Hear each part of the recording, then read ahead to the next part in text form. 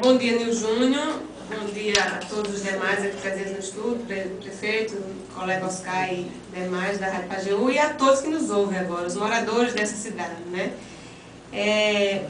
Naquele dia, como aqui em conversa a gente estava tendo, nós estávamos na primeira ação, né, de ordenação do trânsito e dos passeios públicos, e tinha na Avenida Manuel Borba praticamente 3 ou 4 viaturas da Polícia Militar. E como eu já tinha feito nessa cidade um trabalho de combate à poluição sonora que resultou em apreensão de mídias, né, ilegais, a gente acredita que as pessoas possam passar a se constranger com isso, e isso não ocorreu, né? Então, começaram a se concentrar pelo menos uns 5 vendedores ambulantes em CDPiranga ao lado da viatura do GAT. E, assim, há um desafio, né? Um desafio de lei, um desafio de autoridade. É isso que talvez o doutor Oscar coloque aí depois, porque nós passamos a ter uma cultura, isso é tão aceito, né, que há uma tolerância, entre aspas, quase forçada e quase que obrigada quando você quer agir diferente, porque se nenhum lugar faz, você não pode fazer. Você fica tolhido na sua capacidade de ação como autoridade de combater um crime. Tanto é assim que praticamente há uma aceitação social disso e se questiona a ação, né? As pessoas veem, como vem o seu Sérgio para a rádio, um discurso vitimizador, né? E depois a gente fala mais disso, e o conceito do certo e do errado parece num lugar que a gente passa a desconhecer, né? Então, naquela oportunidade, o representante da Polícia Militar ficou me indagando, né? Assim, vamos fazer o trabalho. Eu disse, não, vamos planejar, porque há realmente uma ação a ser planejada, não só aqui na cidade, como em todo o estado, e até porque o foco era outro, né? Mas, como eu disse aqui, passou 1, passou 2, 3, 4, foram passando e se concentraram do nosso lado mesmo ali, bem abertamente, né? E eu estava ali, entre aspas, tolerando aquela situação, quando passou uma criança, que é o que o seu Sérgio se referiu aí, que é o Jean. Ele apenas formalmente é um adolescente, porque ele completou 12 anos. 12 anos?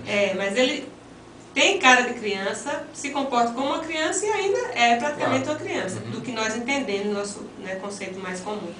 E aí ele passou na minha frente, aí não deu, sabe? Porque eu sou promotora da infância e já disse aqui que, assim, não ia admitir realmente essa exploração do trabalho infantil. Porque, veja, nós não tínhamos ali, nós não temos, nesse caso, uma exploração apenas ilegal por um adulto. Porque o seu Sérgio, por exemplo, ele não estava assumindo essa responsabilidade e essa atividade ilegal sozinho. Ele não foi para as ruas assumir todos os riscos, sol, chuva, risco de atropelamento, né, problemas de pele, insalubridade, toda forma de risco que existe numa atividade dessa. Ele não foi.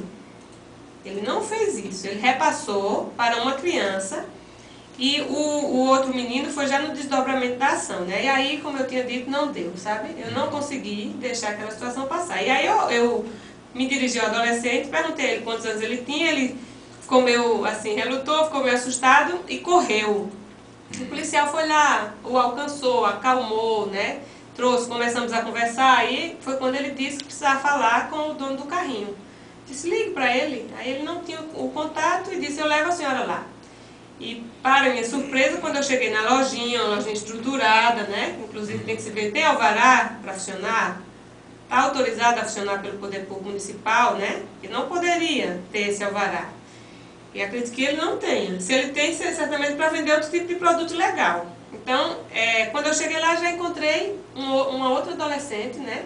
Que, muito embora não estivesse naquela situação, em situação de risco concreto, né, esse risco que é até proibido, né, pelo decreto federal, de estar na rua como serviço ambulante, serviço legal, ela estava numa atividade legal que não é permitido, porque até 13 anos nenhuma forma de trabalho é autorizada. Então ela estava lá, mais uma vez uma conversa. Para minha surpresa ainda, chega uma criança de 10 anos. Com o carrinho, dizendo que estava indo deixar, mas ele exercia essa atividade, né? Então, todo o aparato daquela loja é formado por crianças e adolescentes. Então, foi aí que a gente fez esse trabalho, né? E toda a mobilização que fizemos, eu, o doutor Oscar, a juíza criminal estava sabendo, era para que ele não fosse para a cadeia pública naquele dia, porque já que nós não fizemos uma operação geral, por uma questão de razoabilidade e até um entendimento mais humano mesmo do direito penal, nós não queríamos aquilo. Agora, ser tratado, ele não foi tratado como eu fui tratado como bandido comum. Ele é um transgressor da lei como todos os demais. Então, ele não merecia ali um tratamento diferenciado. Quando alguém pratica um crime, a polícia militar vai precisar proceder, vai à casa da pessoa mesmo, vai aonde? Né? Assim, qual tipo de reivindicação deve ser feita por alguém que pratica um crime? Será que nós, cidadãos, aceitaríamos que uma pessoa que mata a outra, ou que fere, faça algum tipo de exigência? Né? Toda a garantia legal sobre direitos humanos que ele poderia receber, ele recebeu. Um esforço conjunto de várias autoridades para que ele fosse tratado como deveria ser. Né? Então, assim, até essa nossa conversa aqui de hoje, né, eu mandei um e-mail para você pedindo, porque eu ouvi agora falar do seu Sérgio e fiquei ainda mais indignada com ela, porque isso me preocupa demais. Essa inversão de valores, né, esse desvalor do conceito de trabalho, quando se diz eu sou um trabalhador. Né? Onde nós vamos parar no nosso Brasil quando as pessoas passam, e muita gente entende isso, eu sou de solidariedade com ele, né? De pessoas que sabem o que é uma empresa formal, sabem quanto é difícil manter uma empresa formal, quanto se paga de imposto no nosso Brasil, quantas empresas fecharam, quantos desempregos, pessoas ficaram sem emprego por conta dessa atividade, né? Sonegação fiscal, lavagem de dinheiro está por trás disso, né? O crime organizado, tantas coisas graves, utilização do trabalho infantil, né? Porque o adulto, ele cria um aparato e coloca a criança na rua. Aí as pessoas dão esse apoio e não olham quanto é difícil manter uma empresa hoje. Aí, de repente, você ouve, e talvez muita gente entenda assim. Nós tivemos aquele caso anterior aqui na cidade, mas as pessoas verbalizavam isso, né? É o direito ao trabalho. Né? O direito ao trabalho não é esse. Né? Então, por isso que eu me preocupo com esse desvalor do conceito de trabalho, né? E no e-mail que encaminhei para você, né, Júnior, e na conversa que tive com o seu Sérgio, eu disse para ele, assim, eu acho que o senhor não falou como cidadão, né? Deveria ter pedido na Rádio Pajeú um emprego formal para os empresários de Afogados da Gazeira. Ele disse, mas será que eu conseguiria? A senhora teve um contato com ele depois? Ele foi ao Ministério Público depois, né? Porque naquele dia da operação eu levei as três, a criança e os dois adolescentes, para a sede do Ministério Público, acionei imediatamente o CRES e o CRAS, que estiveram no local, e o Conselho Tutelar, e começamos a colocar em questionamento a rede de proteção.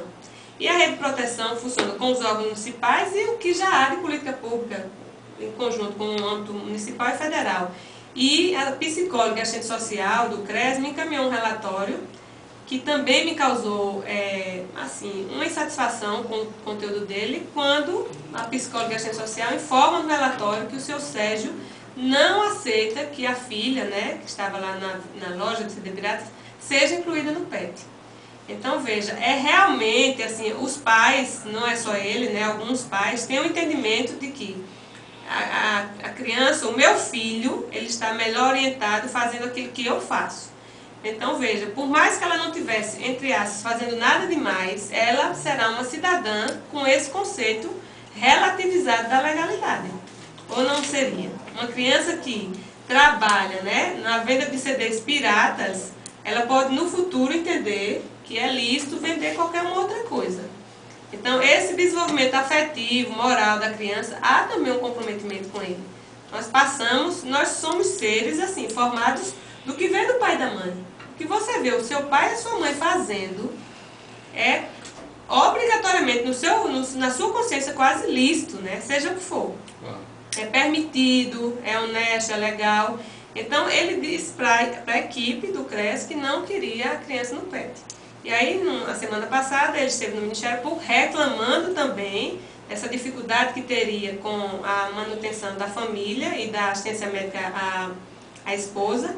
Eu encaminhei 3 ofícios, não recebi nenhuma negação do Poder Público Municipal. Secretário da Educação, para fazer uma assistência e fazer com que a rede de proteção funcione para tentar efetivamente colocar aquela menina, né, no PET. para que a renda da família, de repente, aumente, ainda vai ter a contribuição. A secretária de saúde para verificar na farmácia básica